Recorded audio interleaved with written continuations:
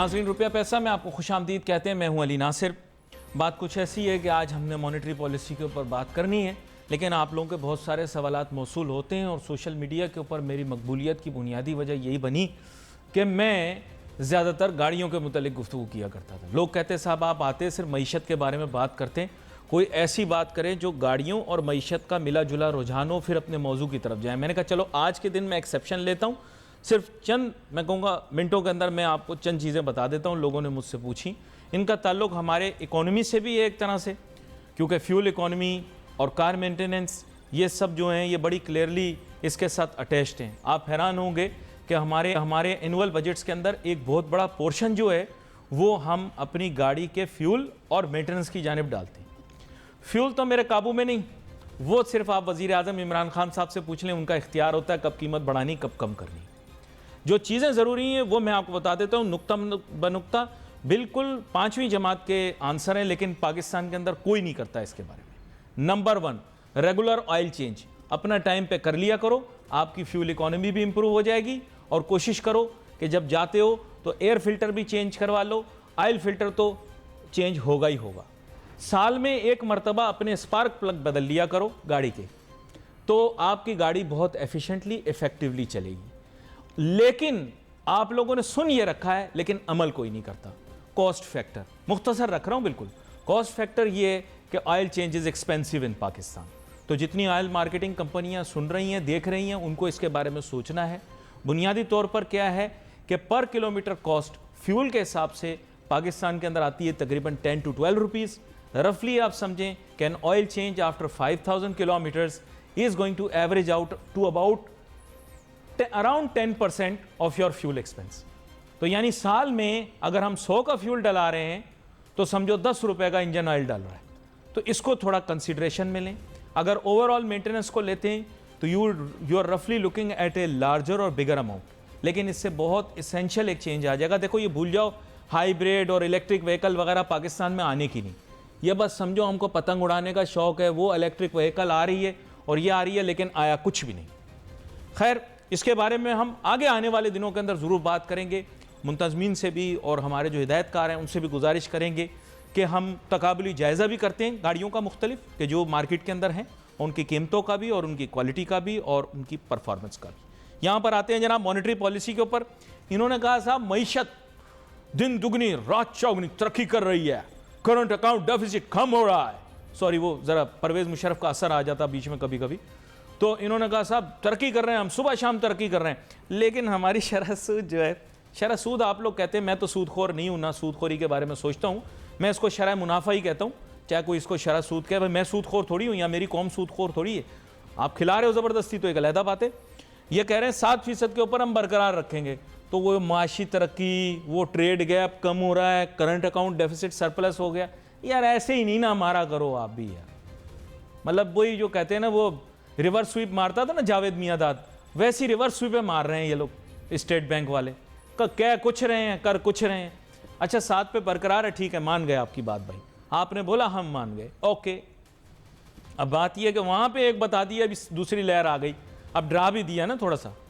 वो डराया तो मैं लफ्ज़ सही नहीं होता, मैं हमेशा कहता हूँ परेशान कर दिया, है ना, डराने का लफ्ज़ इस्तेमाल नहीं करना चाहिए। तो परेशान कर दिया पूरी कौम को, साथ साथ टेंशनें भी देते हैं, साथ साथ सुकून भी देते हैं। कुछ समझ नहीं आता कि ये चाह क्या रहे हैं।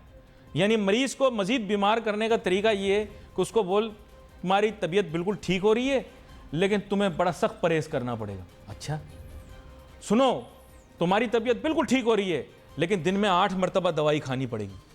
अच्छा ये बता दूं मैं कि तुम्हारी तबीयत अभी तो ठीक हो रही है, लेकिन आगे जाके बिगड़ जाएगी। अच्छा मतलब यानी एक मरीज़ का आप इलाज कर रहे हो या मतलब क्या आप कर रहे हो? चलो ठीक है, हम मान गए भाई, जो आप कह रहे हो सही कह रहे हो भाई, मैं स्टेट बैंक और FBR से पंगा नहीं लेता, क्या पता मेरे ही गले पड़ जाएं कल को। और छोड़ो, वक्त बदलते देर नहीं लगती, क्या पता। वो शेर आपको सुनाया था ना मैंने आपको, एजाज पॉपुलर मेरठी वाले का, तो वो वक्त बड़ी जल्दी बदल जाते हैं। कल के हुक्मरान आज मुलाजिम और मुलाजिम हुक्मरान बन जाते हैं। मेरे साथ बहुत ही अहम मेहमान शामिल गुफ्तगू हैं अहमद चुनाई साहब, डायरेक्टर PSX और मारूफ कारोबारी सनती शख्सियत। वेलकम करता हूँ सर आपको शो में। जी अस्सलाम वालेकुम सर। वालेकुम अस्सलाम। अब बात यह है कि मॉनेटरी पॉलिसी के अंदर 7% बरकरार तो आप लोगों की उम्मीद और तवक्को बिल्कुल ऐन यही थी जो हुआ? देखिए, उम्मीद और तवक्को तो ये नहीं थी। उम्मीद और तवक्को तो बहुत ज़्यादा अच्छी होती है कि जी मॉनेटरी पॉलिसी में रेट और कम हो जाएगा, लोगों को जो है वो बेनिफिट मिलेगा, इकनॉमी जब रोबस्ट हो रही है तो बड़ा अच्छा काम हो जाएगा। लेकिन हम ये सोचकर खुश हो गए कि चलो अल्लाह का शुक्र है इंटरेस्ट रेट बढ़ा नहीं है, और अगर बढ़ जाता तो क्या होता। तो मैं समझता हूँ कि स्टेट बैंक ने जो डिसीजन लिया है वो हालात को देखते हुए लिया है, और इसका जो एक असर था वो कल की स्टॉक मार्केट में भी हमें नज़र आया। हालांकि ये दोपहर में आया, लेकिन एक एक्सपेक्टेशन लोगों की थी कि इसमें कोई ख़ास कमी नहीं होनी। फिर दूसरा ये कि कल की स्टॉक मार्केट पे हम नज़र डालते हैं तो स्टेट बैंक की एक रिपोर्ट आई है जिसमें उन्होंने पूरा बैलेंस ऑफ ट्रेड और बैलेंस ऑफ पेमेंट का जो है वो जायचा दिया है पिछले साल के मुकाबले में। तो उसमें भी कोई बहुत ज़्यादा कोई पैराडाइम शिफ्ट नहीं आया, और इन तमाम चीज़ों को देखते हुए लोगों का जो एक इंटरेस्ट आना चाहिए था स्टॉक मार्केट की तरफ वो आया नहीं। और लोग फिर भी एक रोल ओवर वीक भी था, इसके बाद कुछ एक NCCPL की तरफ से एक पॉलिसी भी आई हुई थी, उसकी वजह से एक पैनिक था जिसकी वजह से मार्केट जो है वो डाउन साइड की तरफ भी गई, लोगों का इतना इंटरेस्ट भी नहीं आया, वॉल्यूम्स भी नहीं आए। लेकिन आज सुबह जो है वो कदर बेहतर मार्केट रही, इसके बाद फिर लोगों का इंटरेस्ट थोड़ा सा कम होता हुआ नज़र आ रहा है। इसकी बेसिक वजह फिर यही है कि एक रोल ओवर वीक है, और रोल ओवर वीक की वजह से ये हो रहा है। ये तो स्टॉक मार्केट की बात थी, लेकिन ओवरऑल अगर हम इकनॉमी की बात करें, ओवरऑल हम बात करें कि लोगों का कारोबारी इंटरेस्ट क्या है, तो मैं टेक्सटाइल का भी आदमी हूँ और मैं ये जानता हूँ लोगों ने बेतहाशा मशीनरीज बुक की हुई हैं। इसलिए कि जब हम एक्सपोर्ट बढ़ाने की बात करते हैं तो अगर टेक्सटाइल इंडस्ट्री जो है वो कैपेसिटी पे चल रही है। लुकमा मुझे देने दें। अरे भाई, आपके लिए तो खास तौर पे पैकेज आया है। आपकी जो मशीनें आई हैं सब खोलो, आप रैपर वैपर खोलो, उनके प्लास्टिक खोल के दोबारा लगाओ। अब तो बिजली आपको मुफ्त है, देखिए मुफ्त आधी कीमत में बिजली दे दी आपको। ओवर कैपेसिटी प्रोड्यूस करें? नहीं है, ऐसा नहीं है। जब हमारे पास कैपेसिटी नहीं है तो कैसे होगा। मशीनरी काफ़ी बुक हुई है, आते आते लगते लगते साल डेढ़ साल में एक पैराडाइम शिफ्ट आ सकता है। अभी इस वक्त जितनी हमारे पास कैपेसिटी है उस कैपेसिटी पे चल रहे हैं। अच्छा, ये भी कहना गलत होगा कि जी 100% कैपेसिटी पे मिलें चल रही हैं, 150 मिलें जो बंद हो गई थी वो दोबारा चल पड़ी हैं, तो ऐसा भी नहीं है। मिलें चली ज़रूर हैं, लेकिन वो मिलें चली हैं जो चलने के काबिल थी, बाकी तो मिलें स्क्रैप हो गई। मैं ब्रेक लेता हूँ, एक्सक्यूज़ मी। वो जो मिले हैं वो अरबों मिले हैं, वो जो आपने SME वाली बताई थी मेरे ख्याल से वो वाली नहीं, मुझे पता नहीं, आप क्लैरिफाई करेंगे। एक छोटी सी ब्रेक लेता हूं, ब्रेक के बाद वापस आते हैं, अपनी गुफ्तगू जारी रखें।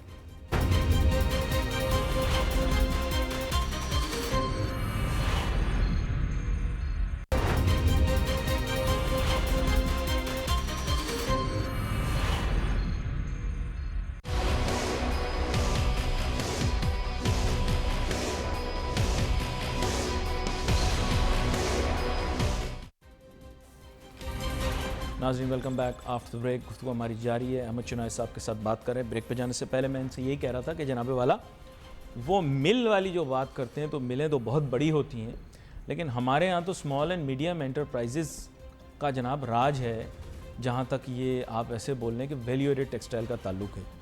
तो अहमद चुनाई साहब, वहाँ का आप मुझे बताएं ना, क्या चल पड़ा है सब कुछ के नहीं? बड़ी मिल चल पड़ी, इससे तो चलो अच्छी बात है, लोगों को मुलाजमतें मिलेंगी, बड़े रईस लोग हैं, अमीर लोग हैं, इनके पास वसाइल हैं, ये वैसे भी चला सकते थे, अपने फाइनेंस से भी चला सकते थे। SME की सिचुएशन बताएं मुझे। देखिए, जब हम टेक्सटाइल में SME पे जाते हैं तो या तो लूमें हैं, या अपना निटिंग मशीन्स हैं, या स्विंग मशीन्स हैं। एक बात ये याद रखनी चाहिए कि जब ये मिलें बंद होती हैं या जब ये यूनिट्स बंद होते हैं तो बहुत ज़्यादा अरसे तक हम इसको बंद नहीं रख सकते, वरना ये मशीनें स्क्रैप हो जाती हैं। तो जो मशीनें चलने के काबिल थीं वो शायद चल पड़ी हैं, लेकिन जो मशीनें चलने के काबिल नहीं थी वो तो स्क्रैप में कब की बिक चुकी हैं। तो जब हम बात करते हैं कि जी एक्सपोर्ट बहुत बढ़ जाएगी, तो कैपेसिटी किधर है हमारे पास कि एक्सपोर्ट बढ़ जाएगी? नो डाउट ऑर्डर्स मौजूद हैं, लोगों ने मशीनरीज बुक की हुई हैं, चाहे वो small and medium size industry हो, चाहे लार्ज साइज़ इंडस्ट्री हो, लेकिन उनको आते आते लगते 6 महीने से 1.5 साल का अरसा दरकार है। लेकिन अहमद चुनाई साहब, यहाँ पे थोड़ी क्लैरिफिकेशन चाहिए। देखें, जो बड़े प्लेयर हैं ना, वो लोग तो बहुत खुश हैं इस वक्त। आप उनके पास जाएं तो वो गीत गा रहे हैं कि साहब बहुत अच्छा हो गया, बहुत बेहतरीन हो गया। ये वो लोग हैं जो बैंक फाइनेंस चाहें तो एक्सेस कर सकते हैं। वैसे भी बैंक इनकी दहलीज पे खड़ा हुआ इनसे कह रहा है कि जनाब हमसे लोन ले लें। असल प्रॉब्लम फाइनेंस की तो इन लोगों को है जो छोटे और दरमियाने दर्जे का कारोबार कर रहे हैं टेक्सटाइल का। गारमेंट का काम कर रहे हैं, किसी का स्टिचिंग यूनिट है, ये जितने लोगों को आपने हाईलाइट किया है, और इवन के ट्रेडर्स भी, क्योंकि आपने एकदम हाईलाइट किया था कि लोकल इकोनॉमी बहुत बड़ी है, हमें तो उनके बारे में सोचना है कि उनके लिए क्या आसानी पैदा की, उनके लिए आसानी क्या पैदा हुई, ये बताएं आप। देखिए, आपके प्रोग्राम में आकर हमेशा मैंने यही एडवोकेसी की है कि स्मॉल एंड मीडियम साइज़ को जो है वो तरजीह भी दी जाए, उनको तरक्की भी दी जाए और उनको जो है वो अपना इंसेंटिवाइज़ किया जाए। लेकिन मैं ये समझता हूँ कि फिर जो है वो उनके लिए कोई पैकेज नहीं है, उनके लिए कोई रिलीफ नहीं है, उनके लिए कोई इंटरेस्ट रेट्स में कमी नहीं है। मैं तो ये कहता हूँ कि मैंने पिछले प्रोग्राम में भी आपसे ये बात की थी कि शायद मुल्क का 95% बिजनेस सबका जो है वो बैंक लोन्स पे बिलीव नहीं करता, वो अपने फाइनेंस से काम करता है।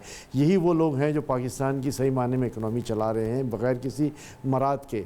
इनको मराद देने की ज़रूरत है कि जी इनके साथ कोई शराकतदारी की बुनियाद पर काम किया जाए, इनके साथ ज़ीरो इंटरेस्ट रेट पे जो है वो बैंक लोन्स दिए जाएं, इनके साथ जो है वो इनके टैक्सेस में रियायत बरती जाए और उनको इंसेंटिवाइज़ किया जाए। बड़ों को तो कोई भी इंसेंटिवाइज़ कर सकता है, आपने बिल्कुल कहा, बहुत खुश हैं वो, ये समझते हैं कि पिछले 70 साल की दहाई में इतना इनको रेवेन्यू जनरेशन नहीं मिला है जो इस अरसे में मिला है, तो बिल्कुल ठीक है।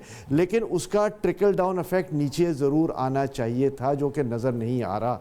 जब हम इन्फ्लेशन की बात करते हैं तो इन्फ्लेशन में हम रोज़मर्रा के मालूमात जो देखते हैं उसमें बेतहाशा इजाफा हो गया है। अच्छा, एक बड़ी मजे की बात आपसे करूंगा, ये जो बड़े बड़े जो बिजनेसमैन जिनकी आप बात कर रहे हैं, इनके पास हज़ारों मुलाजमीन, आपको पता होगा, इन्होंने, आपको पता होगा, वो सोशल मीडिया पे भी चला और जगहों पर भी आया कि ले ऑफ भी कर दिए लोग, जबकि इनके पास बिलियंस ऑफ रुपीज़ हैं, by the way billions of rupees हैं, इनका कोई इशू नहीं है। मैं नाम नहीं लेता किसी का इंडिविजुअली, फिर लोग नाराज़ हो जाते हैं। लेकिन जो छोटे और दरमियाने दर्जे का है वो कह रहा है यार चलो मैं एक रोटी खा रहा हूँ, आधी रोटी मैं अपने मुलाजमीन को खिला दूँ। मेरे ख्याल वहाँ इतने ले ऑफ्स नहीं हुए, मुझे पता नहीं, आप मुझे बताएंगे क्या वहाँ पर भी इसी तरह ले ऑफ्स हुए या मालकान ने चलो कहा यार गुजारा करो चलाओ जी? नहीं, डेफिनेटली वहाँ पे इतने ले ऑफ नहीं हुए, क्योंकि मेरा ताल्लुक small and medium size sector से है। मुझे पता है कि हम लोगों ने कोशिश करके उनको 90% से ज़ायद लोगों को जो है वो रिटेन किया है, उनको जो है वो अपना रोज़गार भी दिया है, उनको इसके बाद अपनी तनख्वाहें भी पूरी दी हैं, उनकी मदद भी की है। मतलब ये वो तबका है कि जिसने अगर कोरोना में लोगों की मदद की है तो वो अपने मुलाजमीन की है। मैं जब आपसे बात कर रहा था, आपने बीच में बात काट दी कि हमने इस रिसेशन के बावजूद भी जब हम ये देखते हैं कि महंगाई इतनी बढ़ गई है, डेफिनेटली बढ़ गई है, तो शायद मेरा कॉस्ट ऑफ लिविंग जो है वो अगर डबल नहीं तो 80-70% जो है वो बढ़ गया है। लेकिन मेरी तनख्वाह जो है वो 80-70% नहीं बढ़ी एज अ स्मॉल वर्कर।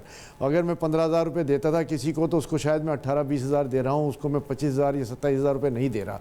तो ये एक पैराडाइम डिफरेंस है कि जो वरियमसन फैक्टर है कि जहाँ बड़े लोगों ने बड़े पैसे कमाए हैं उनका ट्रिकल डाउन इफेक्ट नीचे आना चाहिए, इंडस्ट्रियलाइजेशन नज़र आनी चाहिए, जीडीपी ग्रोथ नज़र आनी चाहिए, जो अनफॉर्चुनेटली हम नहीं देख रहे। अच्छा, यहाँ पर एक चीज़ आपसे जानना चाहूँगा, कीमतों में तवाज़ुन रखना, ये भी जहाँ तक मेरा अंदाज़ा है स्टेट बैंक के मैंडेट में शामिल है, ठीक है? कीमतों की जो महंगाई है और इसके अलावा तवाज़ुन है, ये मेंटेन रखना इनकी जिम्मेदारियों में शामिल है। अब ये खुद एक्नॉलेज कर रहे हैं सर कि महंगाई की शरह जो है 7 से 9% के दरमियान है, और साथ साथ ये भी कह रहे हैं कि कंट्रीब्यूशन जो है ये फूड इन्फ्लेशन की ज़्यादा है। तो सर मैं वही आपकी बात की तायद करते हुए इसको चाहूँगा कि थोड़ा सा आप और आगे बढ़ाएं। बात ये कि हुकूमत को भी इस बारे में सोचना है कि जहाँ खुद एक्नॉलेज किया जा रहा है कि फूड इन्फ्लेशन एक मेजर कंपोनेंट है ओवरऑल इन्फ्लेशन की, तो आप मुझे वहाँ बताएं कि तनख्वाहों में इजाफा ना करना ये तो एक कलेक्टिव रिस्पॉन्सिबिलिटी है गवर्नमेंट की तरफ से भी है, और गवर्नमेंट को इसके लिए करना चाहिए, क्योंकि वेस्ट के अंदर उन्होंने टैक्स लिए हैं लेकिन अभी वो पैसे दे रहे हैं लोगों को, घर बैठे अनएम्प्लॉयमेंट बेनिफिट भी मिल रहा है, बेल आउट भी मिल रहा है जी। देखिए, हमारे जैसा गरीब मुल्क इस बात का मुतहम्मिल नहीं हो सकता कि जहाँ इतना बड़ा कर्ज़ा हमारे पास खड़ा हो, $100 बिलियन से ज़ायद का कर्ज़ा हमारे पास खड़ा हुआ है, इंटरनल डेब्ट्स हमारे बहुत सारे हैं, जो यहाँ के कर्ज़े हैं लोकल वो बहुत ज़्यादा हैं, तो हमारा गुजारा इन चीज़ों से नहीं हो सकता कि हम लोगों को इस तरह फीड करें। हाँ, इसमें गर्दिशी कर्जा कह दें आप, गर्दिशी कर्जा इसमें मेरे मुँह से भी निकल जाता है, माजरत उसमें से दाल निकाल देता हूँ मैं इसमें जी। इसमें जो दूसरी बात यह है कि उसमें होना ये चाहिए था कि हैव्स एंड हैव्स नॉट का जो फ़र्क है उसको कम करना चाहिए था कि हैव्स जो हैं वो हैव्स नॉट को जो है वो सपोर्ट करते। तो जब मैं ये कह रहा हूँ कि जो मुल्क का बड़ा इंडस्ट्रियल तबका है उसने बेतहाशा प्रॉफिट कमाया है, बेतहाशा रेवेन्यू जनरेशन लिया है उन्होंने, तो ये अच्छी बात है, इसमें कोई बुराई नहीं है और ये इसमें गवर्नमेंट का क्रेडिट है।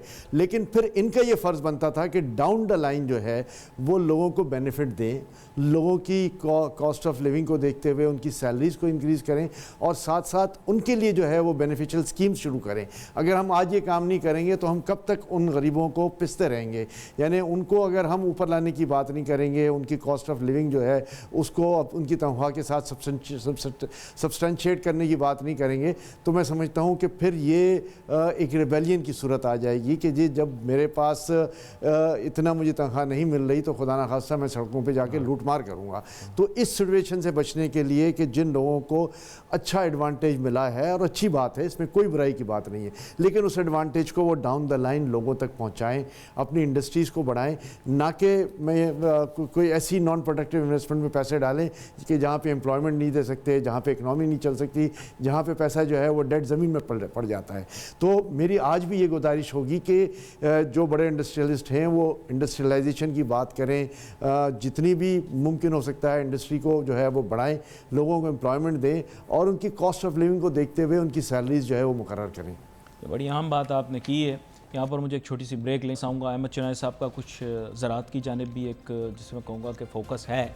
वापस आके इनसे पूछूंगा कि एग्रीकल्चरल जो हमारा सेक्टर है उसको हम कैसे केटर करें साथ साथ, क्योंकि आपको पता है परचून करियाना बड़ा बेहतरीन चल रहा है पाकिस्तान के अंदर बिलखुसूस, और उसके साथ क्या वाबस्तगी है, और फिर उसके बाद how do we create better agricultural environment, farm to market etcetera, market to then consumer.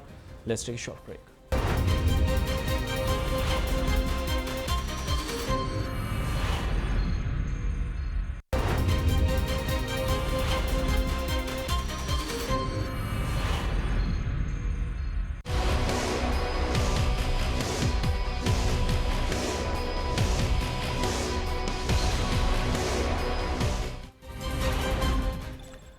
नाज़रीन, welcome back after the break. मैं यही सोच रहा था कि हमने तो अपनी किताबों में यही पढ़ा था कि जनाब पाकिस्तान एक ज़रूरी मुल्क है और ज़्यादातर लोग पाकिस्तान में ज़राअत के पेशे से वाबस्ता हैं, और जनाब दुनिया भर में भी ये चीज़ मशहूर है कि इंडस बेसन जो है यानी दरिया सिंध के आसपास जो ज़मीन है बहुत ज़रख़ेज़ है, यहाँ पर बहुत सारी पैदावार होती। लेकिन हैरानगी की बात यह है कि पाकिस्तान आज भी अपने पैरों पर खड़ा नहीं हो सका जहाँ तक ज़राअत का शोबा कंसर्न है। ज़राई हमारी प्रोड्यूस कम है। तो अहमद चुनाई साहब से पूछते हैं कि सर आखिर क्या वजह है कि हमने भी वैसे तो पाक स्टडीज़ किताब के अंदर सारा ही उल्टा सीधा गलत लिखा हुआ है, लेकिन उसमें यह लिखा हुआ था कि जनाब ज़राअत के शोबे से हम वाबस्ता हैं और हमारी ज़राई पैदावार बहुत ज़्यादा है वगैरह वगैरह, जो भी उल्टी सीधी बातें हमें लिखने का शौक़ होता है हमने लिख दी सारी। लेकिन फिर वो छोटा बच्चा मुझसे पूछता है कि साहब तुम टीवी पे आके इतना शोर वोर मचाते हो और फिर हमने किताबों में भी पढ़ रखा है, तो ये बताओ आटा इतना महंगा क्यों है, चीनी इतनी महंगी क्यों है, चावल इतना महंगा क्यों है, दाल इतनी महंगी क्यों है। तो फिर मैं उससे कोई जवाब दे नहीं पाता, क्योंकि पाक स्टडीज़ की उल्टी सीधी किताब में लिखा हुआ जो कुछ उल्टा सीधा है वो 5वीं जमात का बच्चा तक मानने को तैयार नहीं है। तो मैं कैसे मान लूँ, आप कैसे मान लें, क्या कहते हैं आप? देखिए बात यह है अली भाई कि ज़राअत जो है वो जब तक हुकूमत का 100% सपोर्ट साथ ना हो तरक्की नहीं कर सकती। हमारा ज़रूरी मुल्क है, कोई इसमें शुबा ही नहीं है, 60% हमारी मुल्क की ज़राअत की पर इकनॉमी है, लेकिन जिस बुरी तरीके से इसको नेगलेक्ट किया जा रहा है, मैं समझता हूँ कि आगे आने वाले दिनों में शायद मज़ीद हम ज़राअती मैदान में पीछे चले जाएंगे। मैं बड़े इंटरेस्टिंग फिगर्स देख रहा था ADPB एग्रीकल्चर डेवलपमेंट बैंक के, तो पिछले एक साल के दौरान जो है अगर इसको हम एक साल में कंपेयर करें तो शायद 30% या 35% हमने कम लोन डिसबर्स किए हैं ज़राअत के मैदान में, 30-35% हमने सपोर्ट जो है वो लोगों से विड्रॉ की है, और जो ज़राअत से वाबस्ता लोग थे उनमें भी तकरीबन 38% लोगों की कमी आई है। तो ये सारी चीज़ें जो है ना, वही हमारे लिए आई ओपनर हैं कि जब मुल्क का एक प्रीमियर बैंक जो चलता ही ज़राअत के ऊपर है, जो सपोर्ट ही ज़राअत के लोगों को करता है, उन लोगों के पास अगर ये कॉन्सेप्ट चला जाए कि वो उसकी सपोर्ट जो है वो लोगों से विड्रॉ हो रही है, तो मैं समझता हूँ कि ये हमारे लिए एक लम्हा फ़िक्रिया है। गवर्नमेंट को बड़ी सीरियसली इस बात पर सोचना चाहिए क्यों कॉटन की प्रोडक्शन जो है वो 14 मिलियन से 7 मिलियन बेल पर आ रही है। नो डाउट कि शुगर केन की प्रोडक्शन बढ़ रही है, शायद वीट की प्रोडक्शन भी थोड़ी सी बढ़ रही है, राइस की प्रोडक्शन भी बेहतर हो रही है, लेकिन कॉटन एक ऐसी चीज़ है जो एक वैल्यू एडिशन सेक्टर में जाती है, जो मुल्क की तमाम इंडस्ट्रीज़ को चलाती है। जब हम बात करते हैं कि टेक्सटाइल हमारा एक बहुत अहम शोबा है, तो उसका जो रॉ मटेरियल है उसी की प्रोडक्शन हमारे पास से कम हो जाएगी, तो हमें बेनिफिट नहीं है। हमें शुगर की प्रोडक्शन बढ़ाने का बेनिफिट नहीं है, हमें कॉटन की प्रोडक्शन बढ़ाने का ओवरऑल बेनिफिट है। शायद जो किसान हैं उनको ये प्रॉफिट ज़्यादा हो शुगर के कॉटन के मुकाबले में शुगर के उगाने का, लेकिन गवर्नमेंट को फिर इस पर एक सीरियसली पूरा प्लान बनाना चाहिए कि ओवरऑल बेनिफिट जो है, जो कंट्री का बेनिफिट है, वो कॉटन के प्रोडक्शन में है, कि ना सिर्फ कॉटन, इसकी तमाम वैल्यूएडेड सेक्टर, फैब्रिक की फिनिश और फिर गारमेंट की हद तक इतना बड़ा शोबा जो है वो एम्प्लॉयमेंट में लाते हैं, इतना बड़ा जीडीपी ग्रोथ उससे आता है कि जिसका तसव्वुर नहीं होता। आज हमें बड़ा सीरियसली सोचना पड़ेगा कि ये 7 मिलियन बेल को हमने 14 मिलियन बेल नहीं बल्कि 20 मिलियन बेल्स करना है, ताकि हम अपने आप को जो है वो दुनिया में कम्पीट करवा सकें। सर उसके लिए क्रॉप चाहिए होगी, क्रॉप के लिए सीड चाहिए होगा, सीड के लिए साथ में जो है वो फर्टिलाइज़र चाहिए होगा, फर्टिलाइज़र के साथ साथ आजकल आपको पता है एनहेंस्ड और जीएम चल रहा है, वो लाना पड़ेगा। उस पर हमारे यहाँ काम नहीं हो रहा है। एग्रीकल्चर यूनिवर्सिटी हमने बना ज़रूर रखी है, पता नहीं काम क्या हो रहा है वहाँ पे, आई डोंट नो। देखिए, हमने अपने बेनिफिट के लिए वो क्रॉप्स जो हैं वो ज़्यादा उगाई हैं कि जिनमें बेनिफिट हमें ज़्यादा मिलता है, लेकिन हमने कंट्री के बेनिफिट की बात नहीं की। हमने क्यों शुगर केन की प्रोडक्शन को बढ़ा दी? क्या इससे हमें हासिल हो गया?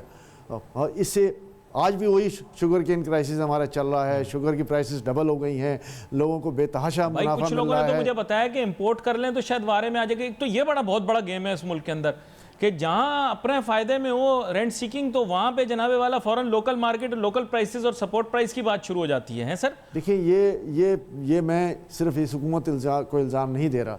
हम पिछली हुकूमतों का भी देख लें कि उन्होंने शुगर केन की प्रोडक्शन को जो है वो उसकी हौसला अफजाई की, जहाँ ज़रूरत नहीं थी वहाँ भी हमने शुगर केन की मिलें लगाई। कॉटन फील्ड्स के अंदर, कॉटन बेल्ट के अंदर जो है वो शुगर केन की प्रोडक्शन चल रही है, तो हम कहाँ जाएंगे?